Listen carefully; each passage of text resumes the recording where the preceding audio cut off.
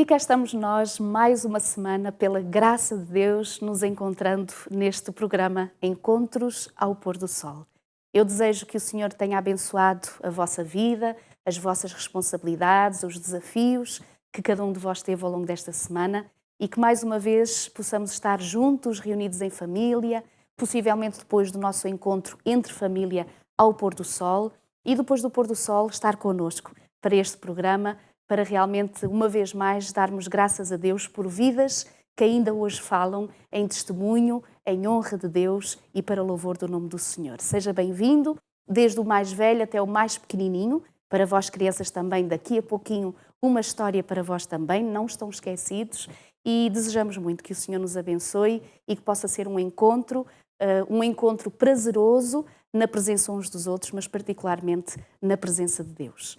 Esta noite eu dou as boas-vindas às queridas irmã Ercília e ao Eunice, que está connosco. Portanto, a tia e a sobrinha estão cá esta noite para poder testemunhar de uma história de vida que eu digo, e estávamos em off e estávamos a falar sobre isso, preciosa. Eu creio que se todas as famílias pudessem ter esta bênção de terem queridos que deixaram como legado um investimento e um espírito de serviço tão grande como foi o casal Santiago. Portanto, o irmão António e a irmã Hilda Santiago, da Igreja de Sangalhos. Irmã Ercília, vou começar pela irmã. Portanto, eu gostava muito que nós pudéssemos recordar neste programa aquilo que foi um trabalho de pioneiro que o irmão António Santiago teve, portanto, na região ali de Sangalhos, no início de uma igreja que na altura não existia. Mas vamos um bocadinho mais atrás. A irmã já era nascida quando os pais conhecem a mensagem? Quando viemos para a igreja, eu tinha 9 anos. Começámos na igreja em Coimbra, mas o meu pai já conhecia a Bíblia há mais tempo. A irmã recorda-se como é que ele recebeu a mensagem bíblica? Quando ele estava na tropa, um dia, quando entrou no comboio, alguém lhe vendeu uma Bíblia no comboio. Depois ele levou a Bíblia para casa. Anos mais tarde, o pai do pastor Daniel Silva falou-lhe, porque eles pertenciam à Igreja de Cristo. E ele começou a ir. Havia aqui, acho que se encontravam aqui em Coimbra, e também havia uma igreja em Lisboa, chamavam a Igreja dos Castelinhos, porque era na Rua dos Castelinhos. Penso que ainda é. Essa igreja foi fundada por alguém que saiu da Igreja Adventista. Depois o senhor morreu, o fundador, e parece que houve problemas. Entretanto, uma parte voltou para a Igreja Adventista e o meu pai foi um dos que começou a ir à Igreja Adventista. Quando o pai começa a conhecer, portanto, a Bíblia e começa a tomar conhecimento da Palavra de Deus e se torna membro da Igreja Adventista, a mãe naturalmente acompanhou ou houve resistência da parte da mãe? Não. A minha mãe também veio logo. Também conheceu a mensagem e aceitou a mensagem? Ainda hoje, muitas vezes encontro um vizinho, hoje é médico, naquela altura andava a estudar, era novo, e ele cada vez que me encontra diz: nunca me esqueço no dia em que o teu pai chegou a casa e disse: o porco está na salgadeira e a salgadeira vai tudo para a rua. Por causa do conhecimento que havia recebido. Exatamente, ele nunca se esquece desse dia que o meu pai chegou que tomou a decisão, que agora tinha conhecido alguma coisa que tinha que tomar. E eu disse: sabes, o teu pai deitou tudo fora. Irmã Ercília, recordar o seu pai e recordar a sua mãe é inevitavelmente falarmos da Igreja de Sangalhos. Sim. Nós temos o livro e conhecemos, aliás, já fizemos um outro programa em que fizemos alusão a este livro, portanto, do pastor Ernesto Ferreira, Arautos das Boas Novas. E quando, portanto, é aqui escrito e se fala sobre a Igreja de Sangalhos, diz aqui que logo que aceitou a mensagem, no verão de 1962, o irmão António Santiago começou a fazer o trabalho missionário, abrindo uma pequena sala de culto na cave do prédio onde tinha a sua habitação e o seu estabelecimento. Ou seja, um irmão que conheceu a palavra de Deus, que, como disse, portanto, começaram a ir à igreja, mas era de Coimbra, mas porque era de Sangalhos, sentiu o desejo de poder abrir na cave da sua própria casa uma salinha de culto. Os jovens da igreja de Coimbra iam lá dar estudos bíblicos e fazer as pregações. Então a irmã recorda-se desses momentos em que... Sim, muito. Portanto, vós, quantos irmãos vocês são? 4. 4 irmãos, portanto 3 irmãs e um irmão. E na altura todos, portanto, todos pequenos, quando o pai tem conhecimento da mensagem, sim. e recordam-se perfeitamente esses momentos Muito lá bem. em casa. Sim, a minha irmã mais nova estava-me a contar, a recordar, que diz que o que ela se lembra foi o meu pai era muito amigo de toda a gente e tinha o carteiro, que era muito amigo, e o carteiro deu-lhe as direções todas e ela lembra-se de nós estarmos, o meu pai e o meu irmão, a escrever as direções, nós as duas a dobrarmos e a metermos dentro dos envelopes e ela a pôr os selos. Uau! Porque ele começou logo a fazer um trabalho assim para todo lado. A fazer o trabalho missionário. Exatamente. Irmã, recorda-se como família, portanto, depois de os pais terem aprendido sobre Jesus, vocês tinham o vosso pôr do sol em família? Sim, sim. O que é que normalmente faziam? Depois que nós fizemos, depois o meu pai, aquela casa não era nossa, era alugada, era apertada e também a cabo, quando chovia, metia água. Então o meu pai foi pedir dinheiro ao banco e fez a casa. E mesmo assim, fez para se reunir a igreja na mesma em baixo? Fez a casa, uma sala era para a igreja, ficou a igreja aí. E ao mesmo tempo a minha irmã, a mãe dela, começou a aprender a tocar órgão para poder tocar na igreja. Ela andava numa professora há pouco tempo e depois a esposa do pastor Eliseu Miranda, porque nós conhecemos quando estava cá o pastor Samuel Reis. Sim.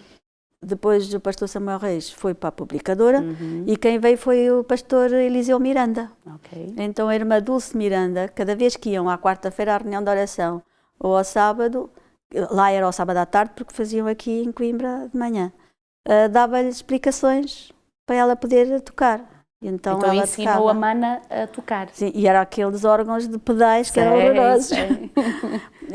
Depois o meu pai foi um dia à casa lá de um cliente e estava lá um piano, daqueles pianos antigos, que o senhor tinha trazido da América, daquelas pianolas. E o meu pai disse, e as galinhas dormiam lá.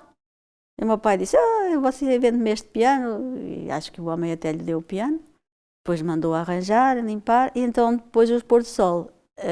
O meu pai convidava os amigos e nós cantávamos os hinos, ela tocava, nós cantávamos todos, fazíamos uma festa no pôr do sol. Recorda-se do seu pai ler a Bíblia nessa altura? Vocês liam também sim, a Bíblia? Sim, sim. Então o pai é que, diríamos, seria o sacerdote nessa altura, nesses momentos do pôr do sol, que explicava a palavra de Deus também aos amigos que ia convidando? Era quase todos os sábados. E depois, aos sábados, à sexta e ao sábado. E ao sábado, depois as pessoas reuniam-se na igreja e ficavam até ao pôr do sol. Fazíamos o pôr do sol em casa. Em conjunto. Eunice, ouvir a tua tia, com certeza que é recordar com carinho os teus avós. E tu, como filha de uma das manas da irmã Ercília, portanto da irmã Hilda, o que é que tu te lembras dos teus avós? Portanto, do irmão António, Santiago e da irmã Hilda. Sem dúvida, de momentos únicos, de muito louvor, muita alegria. O meu avô era uma pessoa que, onde quer que fosse, gostava muito de falar de Deus, da mensagem, distribuir revistas.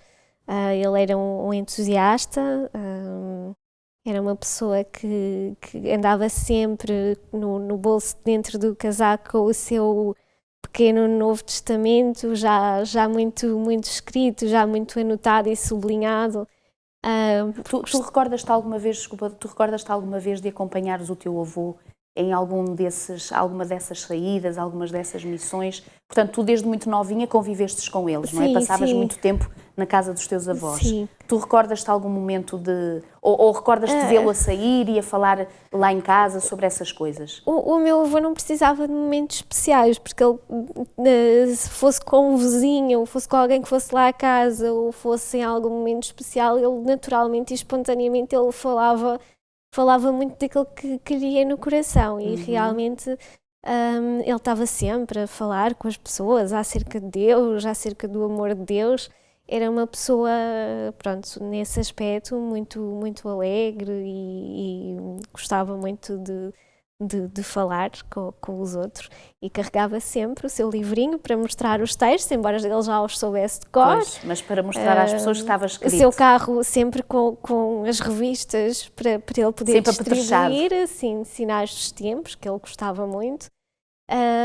E de facto, toda a gente que lidava com ele tinha uma loja, não é? Toda a gente que entrava e saía, vizinhos ou não vizinhos, ele aproveitava sempre a oportunidade para falar acerca do que queria no coração. Então, e a postura da tua avó? A irmã Ercília dizia, e creio que não estávamos a gravar, portanto o pai, o avô, era o mais, portanto, que tinha mais entusiasta, a avó era mais pacata, era mais serena. O que é que te recordas da avó? A minha avó era a personificação da mulher virtuosa. Ela era uma pessoa muito, muito alegre, muito bem disposta, uma pessoa muito sábia. Ela fazia... Enquanto que, se calhar, o meu avô falava muito, a minha avó fazia tudo em ações, em pequenas ações, nos pequenos pormenores. Eu lembro-me, por exemplo, do ritual de sexta-feira, que eu ainda hoje mantenho. Por exemplo, à sexta-feira é o dia em que eu limpo a minha casa e gosto de me sentar ao pôr do sol, de pijama, muito... No encontro família. Sim, e com tudo organizado, com as flores colocadas, frescas, exatamente. E ela, como a igreja era contígua à parte de casa, não é?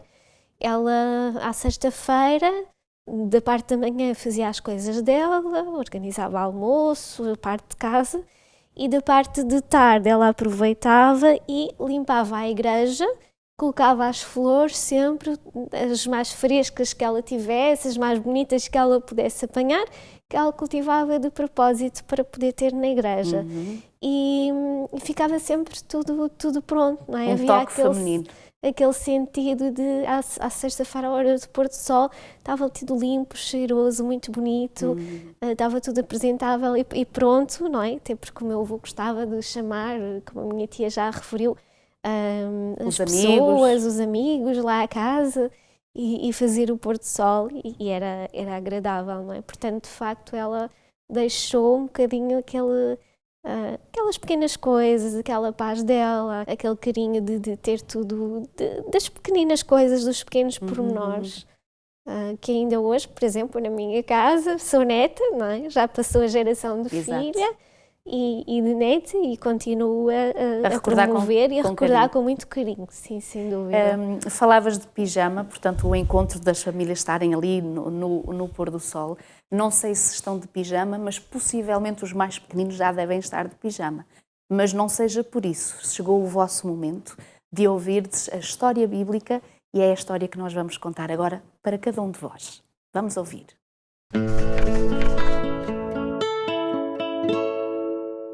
Olá princesas, olá príncipes, é muito bom estar aqui convosco para mais uma história da Bíblia.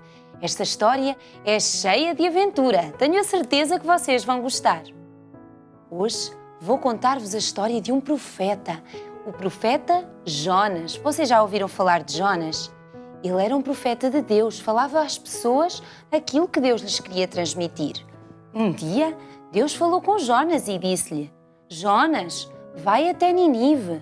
As pessoas que moram lá têm feito coisas muito erradas, mas eu amo-as e quero que elas se arrependam e façam as coisas melhor. Vai falar com elas e fala-lhes sobre o meu amor. Jonas pensou naquilo que Deus tinha pedido. Mas desta vez, Jonas achou que não era muito boa ideia ir até Ninive. As pessoas realmente faziam coisas muito erradas.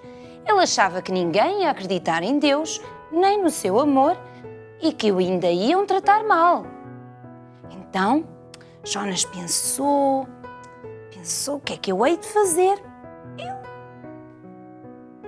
decidiu, bem, se calhar, em vez de ir para Ninive, vou até Tarsis. É preciso apanhar o barco para ir até ao outro lado. É isso que eu vou fazer. Vou me esconder no barco. E Jonas caminhou então em direção ao porto da cidade. Comprou o seu bilhete e entrou no barco. Desceu até ao porão e o barco partiu em direção a Ninive. Já estavam a andar há algum tempo quando começou uma grande tempestade. O barco subia e descia, subia e descia. Os marinheiros estavam a ficar cheios de medo. Eles lançaram a carga para o mar, mas a tempestade não parava. As ondas estavam altas, altas, e eles foram acordar Jonas. Jonas, Jonas, faz oração ao teu Deus, pede-lhe ajuda. E Jonas sabia o que se estava a passar. E Jonas disse: tenham calma, tenham calma. Eu conheço o Deus que criou o céu e a terra. É por minha causa que está a acontecer esta tempestade. Eu fui desobediente, mas tenham calma. Atirem-me ao mar e a tempestade vai parar. Os marinheiros não queriam fazer aquilo. Como é que iam atirar Jonas ao mar? Mas Jonas insistiu. Tem de ser, tem de ser. A tempestade vai parar, podem ter a certeza. Então, os marinheiros fizeram o mesmo. Atiraram Jonas ao mar. Jonas agora estava sozinho a cair no mar, a afundar, a afundar. Mas Deus preocupa-se connosco, vocês sabem, não sabem? E Deus tinha criado um peixe muito grande que apareceu e engoliu Jonas. E Jonas esteve na barriga do peixe 3 dias e 3 noites. Jonas agora tinha tempo para pensar. Jonas sabia que tinha feito um grande erro. E ele orou, pediu perdão a Deus e prometeu que ia fazer tudo quanto ele dissesse. Então, passados 3 dias, o peixe veio parar à praia e vomitou o Jonas. Jonas estava agora tão feliz e sabem o que Jonas fez?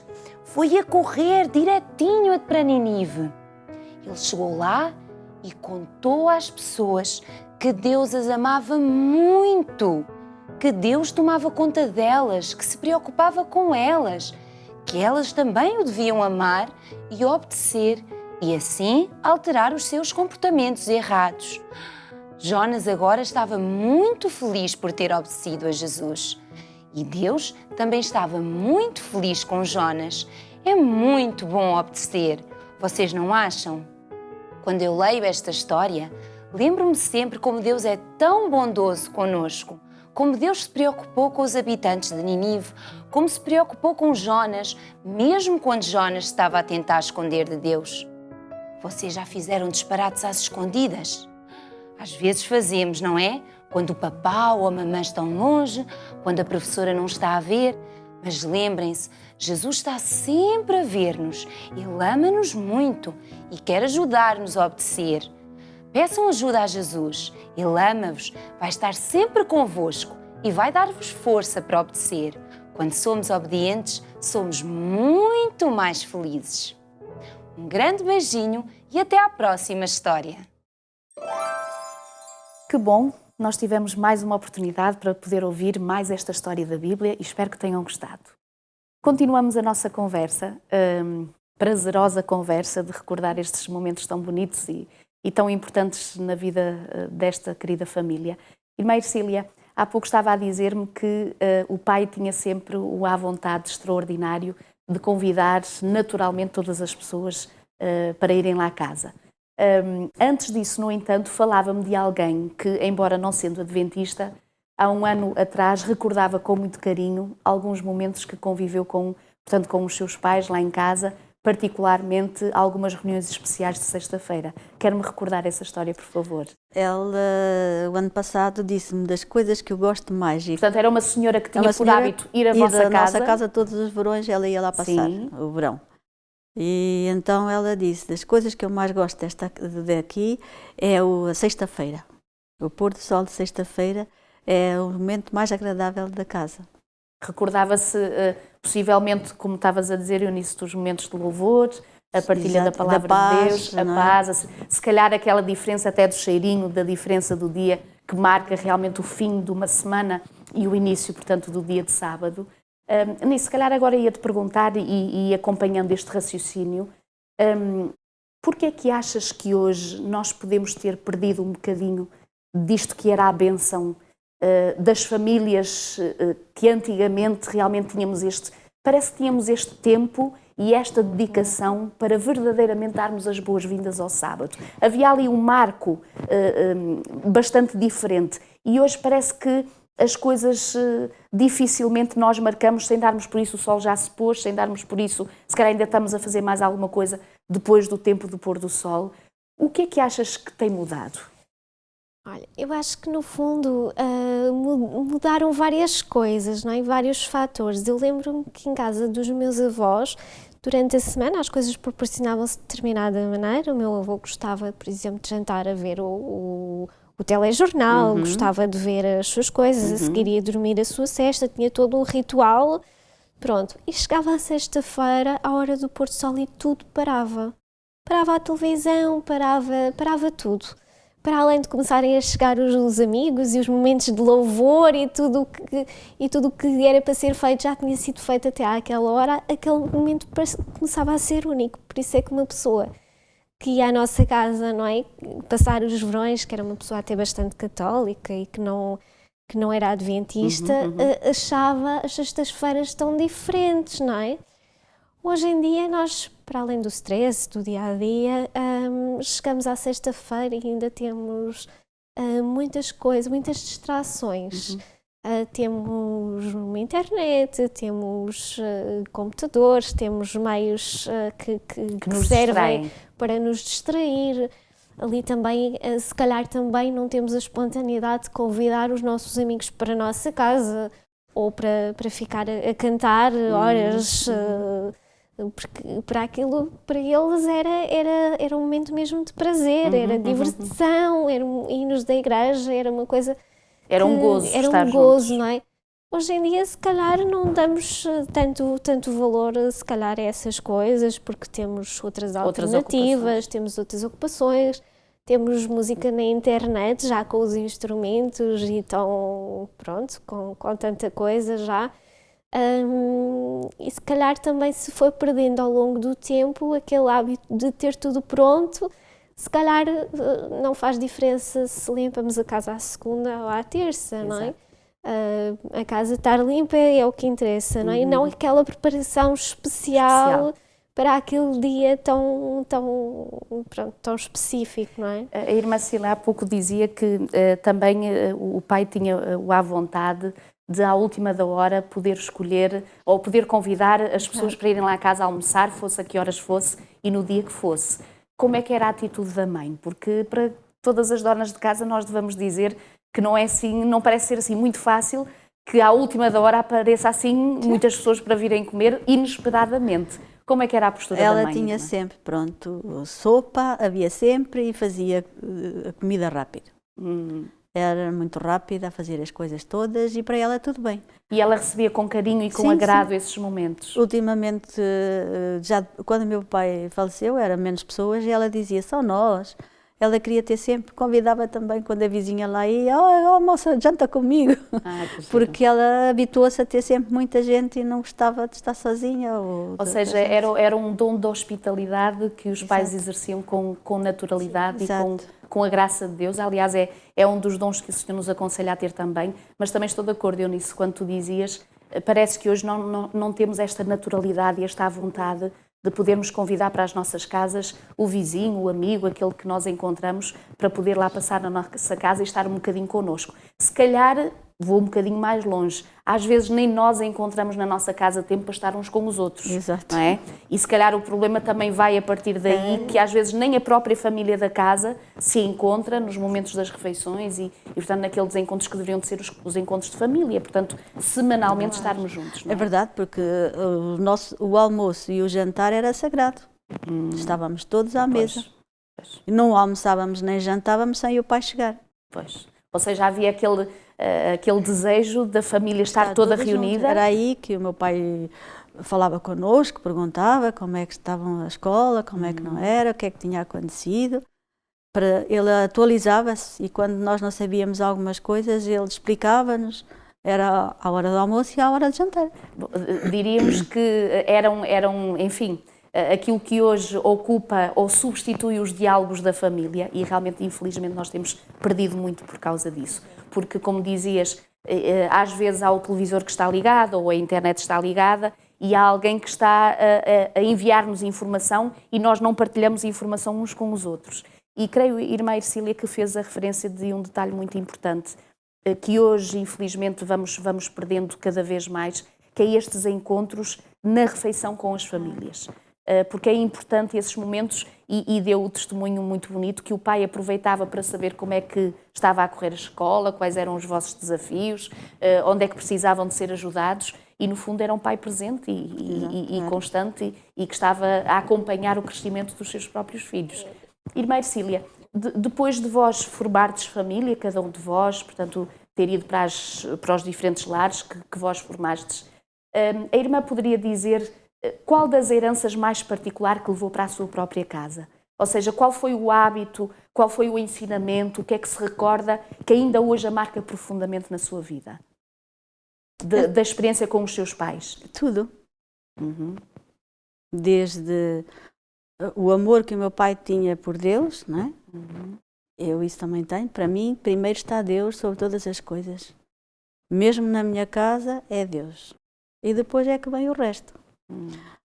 Aquela ligação que ele tinha de estar sempre a cantar hinos, eu também estou. Muitas vezes vou a conduzir e desligo o rádio porque gosto mais de cantar o hino. Tenho necessidade. Às vezes dá necessidade de cantarmos determinados hinos que nós sabemos de cor desde aquela altura. Exato. E que marcaram profundamente. Exatamente. Aliás, é uma forma maravilhosa de nós aprendermos a palavra de Deus através dos louvor, através dos hinos. Eu acho graça porque ainda agora há versículos que o meu marido sabe porque eu ouvia dizer ao meu pai.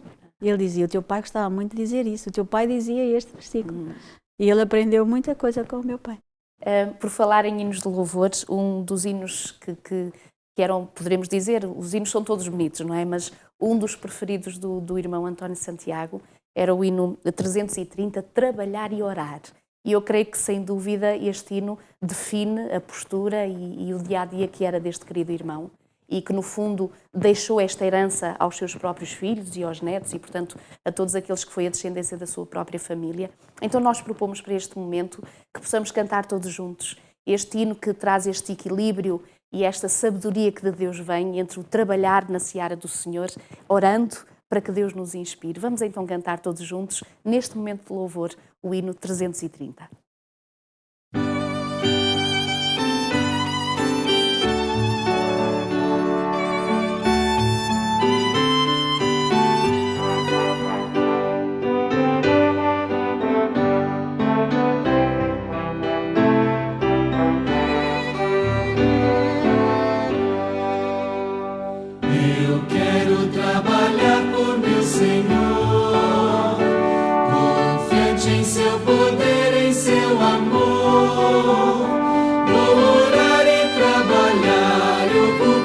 Sempre está na seara do Senhor, trabalhar e orar fielmente na seara do Senhor.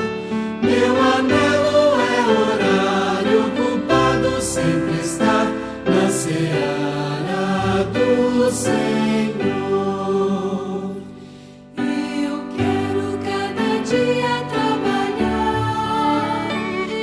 Escravos do pecado libertar.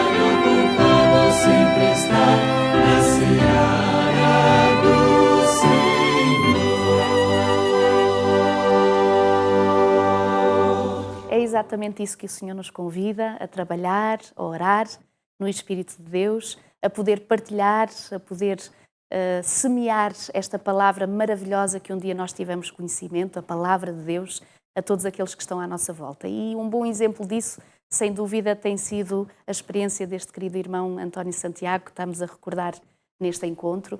Eunice, é verdade que tu tens recordações do teu avô, dos teus avós, quando eras pequenina, mas recordações também quando já eras jovem, quando estavas na escola, nos teus desafios de estudante. Partilhou connosco um momento muito particular do teu avô.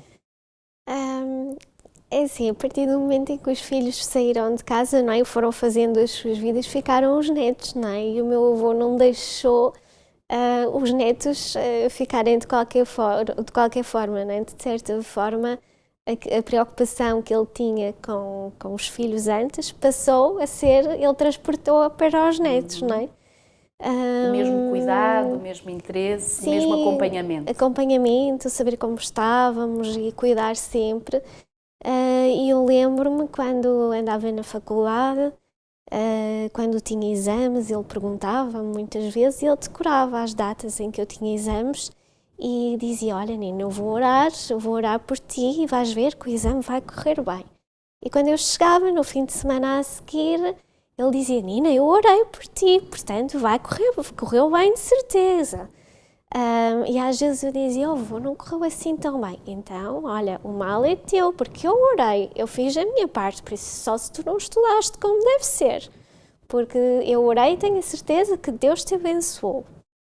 E pronto, era sempre assim. Houve um dia que ele enganou-se na data do meu exame. O meu exame foi numa terça e ele enganou-se e orou numa quinta. Ele costumava saber mais ou menos a que horas é que eu fazia o exame e costumava orar mais ou menos naquela hora, mas orava também à noite. Ele à noite ajoelhava-se sempre ao lado da cama dele, chamava a minha avó e fazia sempre a oração bastante alto, porque a minha avó era um bocadinho surda, para que ela pudesse ouvir e participar da oração. E pronto, e para partilharem aquele momento juntos. E então ele enganou-se e orou numa quinta-feira, e eu já tinha feito o exame na terça, e quando ele me telefonou a perguntar como é que tinha corrido, eu disse: eu não tive exame nenhum hoje, eu tive foi na terça-feira passada. E ele ficou muito triste, eu notei na voz dele que ele ficou muito decepcionado. Então no fim de semana a seguir, quando eu voltei, ele disse: menina, eu preciso muito falar contigo. Eu fiquei tão triste com aquilo que aconteceu, fiquei tão perturbado e tive a noção que estou a ficar velho, que estou a ficar esquecido. Esqueço das coisas.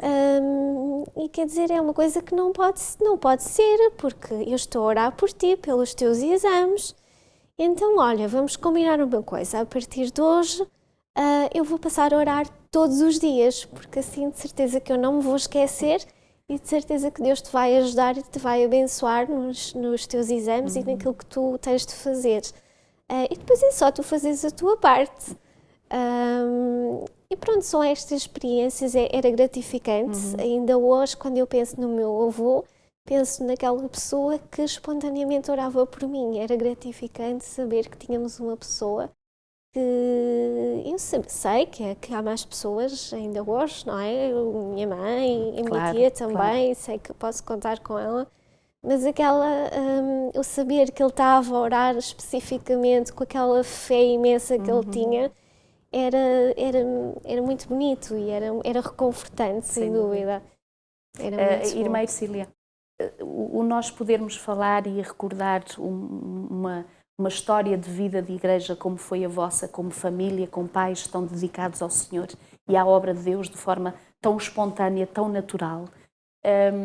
Se eu hoje lhe perguntasse quais são as diferenças que hoje vê entre uma igreja do passado e a igreja do presente, onde é que acha que será que perdemos alguma coisa? Será que há alguma coisa que ainda poderemos recuperar? Eu penso que se pode recuperar tudo. Basta fazermos a nossa ligação a Deus cada dia. O que é que sente da igreja hoje, irmã, comparado com uma igreja do passado? Eu penso que a igreja do passado era viva. Acha que estamos mortos, irmã? Estamos. Mas continuamos a ir à igreja, continuamos a cantar os hinos. Mas não, aquele amor que havia dentro do nosso coração, com vontade de fazer, de partilhar, com vontade de agradar a Deus, penso que não está assim muito... Se calhar poderemos nós dizer que na nossa própria casa se cria ou não os fundamentos de uma verdadeira Sim, dedicação a Deus. exatamente.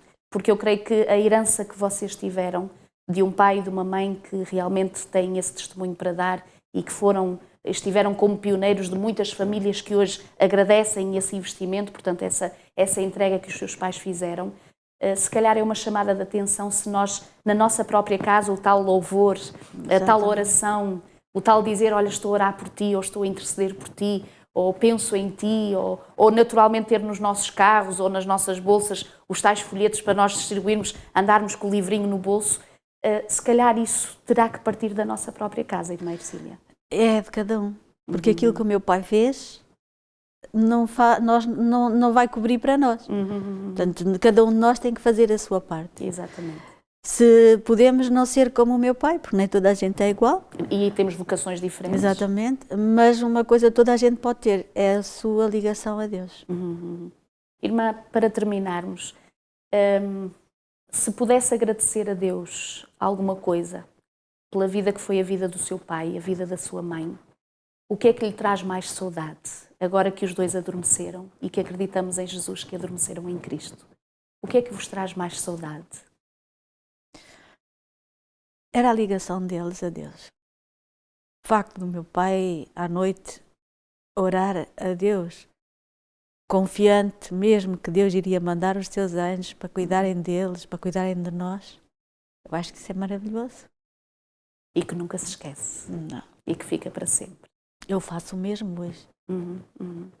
Eu creio que este desejo que o Senhor teve no passado, que pegou nestes homens e nestas mulheres, para realmente trazer a diferença à sua igreja, à vida de tantas pessoas que, em consequência desta querida família, hoje estão nos caminhos de Deus, conhecem a palavra do Senhor.